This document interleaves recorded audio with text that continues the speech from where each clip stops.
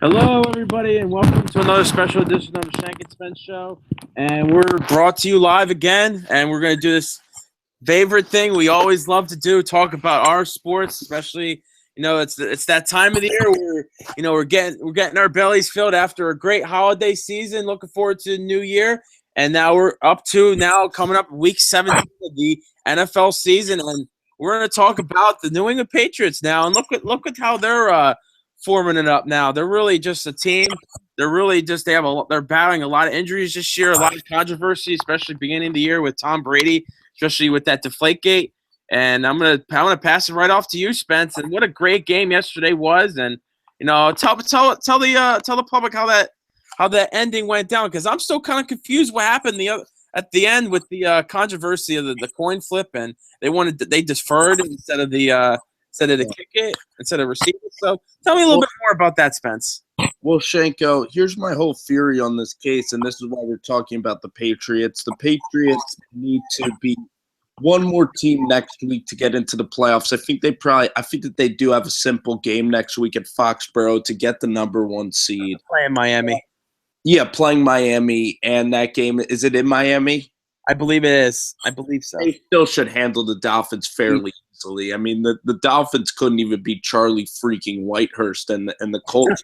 Yeah, that's true. The Dolphins are atrocious. I'm tired of Ryan Tannehill and people saying that he's a good player. He was a wide receiver in high school. He doesn't respect his practice squad members. I could talk about the Dolphins all the time, but they really piss me off how every year everybody says the Dolphins are going to make a step. They're going to take a step. They're going to get to the playoffs. They're going to compete in the AFC East. No team ever competes in the AFC East with New England. Now, yesterday, Shanko, you have Tom freaking Brady, one of the top 2 to 3 best quarterbacks to ever play in the NFL. The wind was not a factor. It was cold. It wasn't a factor. New England just went right down the Jets' throat and scored a touchdown, hitting Gronkowski, hitting all these guys. Big fourth down conversions. They just waltzed down the field. Why the heck would you kick off to the Jets if you really wanted to win this game? Put it this way, Shanko. If this was a playoff game and you needed a touchdown, I truthfully believe that the New England Patriots, when they have Tom Brady, it would be different if they had a guy like Byron Leftwich or Chad Pennington or Sam Bradford or a mediocre, guy. But they have the guy. They have Tom Brady. Yeah, but if this was a playoff game and they desperately wanted to win this game, that they would have been fools to not let Tom Brady have the ball. And don't get me talking about the wind in this football game. It wasn't that big of a factor. It wasn't like if you remember the Broncos and the Patriots a couple years ago when Wes Welker fumbled on the Broncos, that was a blizzard. It was snowing everywhere. Yesterday's weather was not like that game. But Spencer, I mean, you got to understand that you have Tom Brady, a top 5 quarterback in this league. You elect to defer to let the Jets. They were on a hot streak. They tied the game at 20-20 going into the overtime. You mean to tell me that they had a lot of playing on the line for it? I mean, they're trying to expand they're trying to get their seed up in the AFC playoff picture. They definitely want to have that playoffs go right through Foxborough. They do not want to mess around, go on the road, play against a hot team, especially in a hostile environment. Even Tom Brady, he still has a lot of experience going on the road and stuff, but when it comes right down to it, it's nothing like home, Spencer. And they gotta be able to take advantage of their opportunity that they had. There's no excuse to kick the ball in that situation. I understand that it's Bill Belichick's way of starting the game out, put the team on their back, put a defense. I mean, in these new overtime rules, it's like you get the ball, you score a touchdown, you win. And you not let the Jets, who are coming off a momentum shifting drive at the end of the game, to give them more momentum to kick the ball to them in overtime to make them score. And then that's how it happened. Fitzpatrick drove right down the field. Fitzpatrick is horrible against the Patriots. He was one. I think it was like 1 of 7 going into yesterday's game, and then you give him all this momentum. The Jets are a fiery team right now. They're just ready. They're ready to go to the playoffs. And with the Steelers losing against the Ravens yesterday, it gives them all this. They saw that on the scoreboard yesterday. It's like, wow, like we got a chance to go to the playoffs now. We're gonna make this run now, and who knows what's gonna happen. But that was just a very poor decision made on the Patriots side.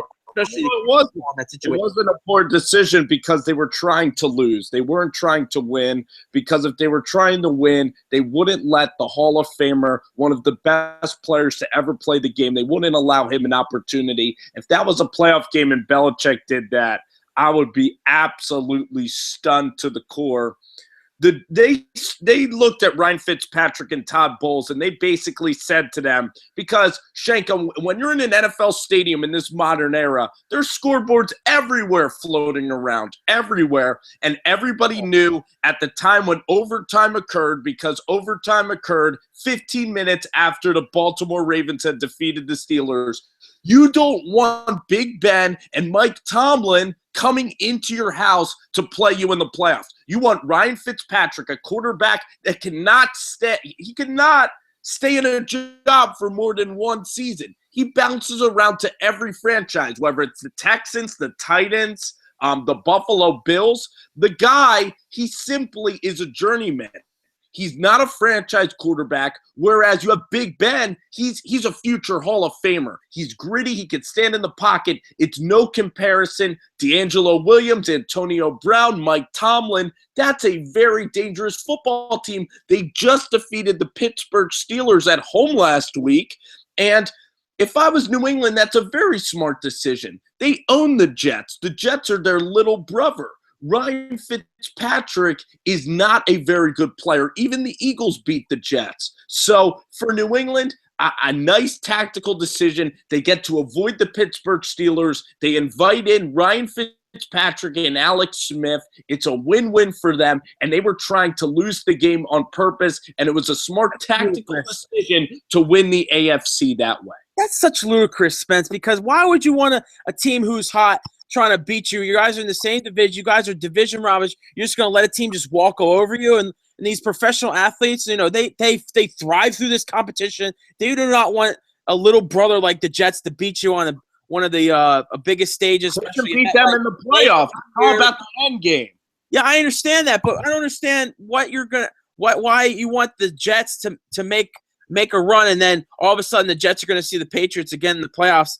And who knows what's going to happen, because in playoff football, as me and you know, as Giants fans, anything can happen. I'm sorry if we're biased, but it's not Eli Manning. Why are you going to lose on purpose just to, we're going to win next week. Oh, it doesn't matter.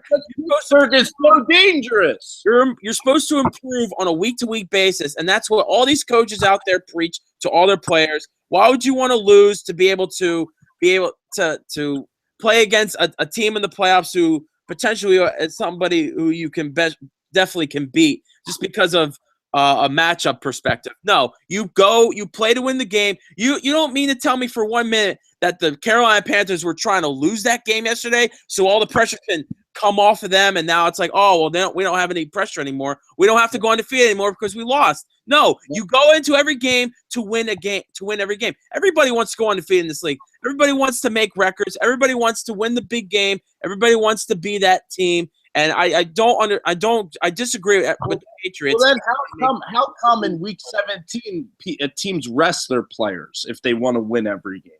Yeah, I mean, there's different players. There's different teams who take a different perspective, but there's a lot of teams who are trying to go for that 16-0. Look at the Patriots in 2007. They were 16-0. I understand. New England was not in that predicament, and right. We can all and I disagree with you. I think the Steelers are a lot more dangerous than the Jets, and it's really they lost the Ravens. Oh, yeah, they're real dangerous, all right. They were throwing that game, Shanko. I mean, I haven't seen worse defense this entire year. Fitzpatrick stinks, and they made him look like Montana because their defense was Matador. They were letting them score. Okay, that Decker pass on Malcolm Butler, they were letting them score.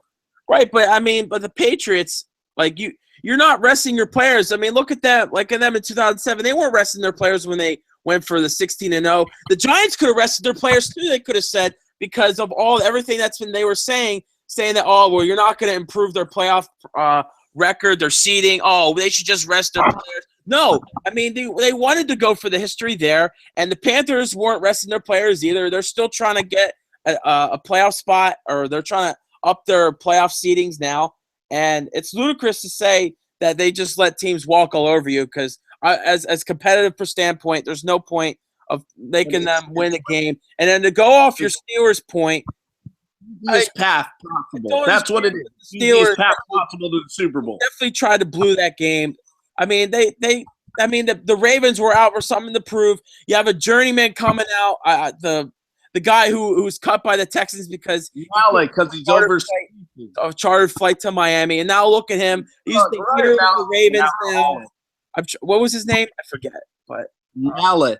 Yeah, Mallet. And now look at him. He's the savior of the Ravens, even though he's not the franchise there. Just trying to make a name for himself. But you can't tell me that nobody's going in each game, no matter who you are, trying to improve your stock in the free agent, because a lot of these guys are going to get cut. A lot of these guys are going to still stay with the team. It's still an audition for all these guys to make a difference for your football team going forward, especially with these teams who are going to the playoffs. And it's different for them because they're trying to evaluate themselves.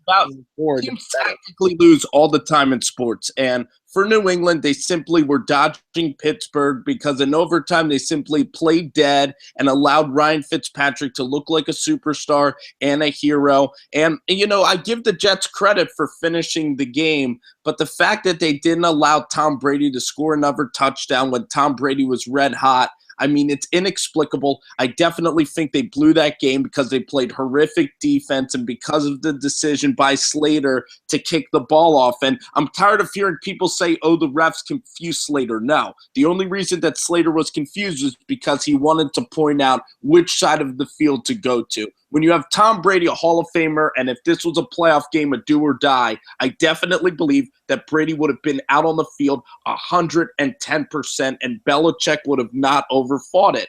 When you look at the Ravens and the Steelers, it was a rivalry game, like you said yesterday, and Ryan Mallett is a decent, strong-armed quarterback, and the Ravens always play the Steelers really tough.